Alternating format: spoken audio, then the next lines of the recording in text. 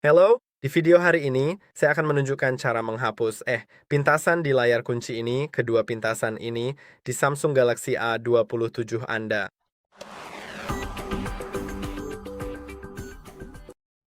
Cara termudah untuk melakukannya adalah dengan menekan dan menahan layar kunci, lalu masukkan kunci layar Anda. Sekarang Anda akan memiliki opsi untuk langsung mengeklik pintasan ini.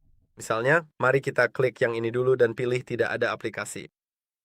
Lalu saya akan memilih pintasan lainnya dan saya juga akan menetapkannya ke tidak ada aplikasi. Tapi silakan juga untuk menetapkannya ke aplikasi lain.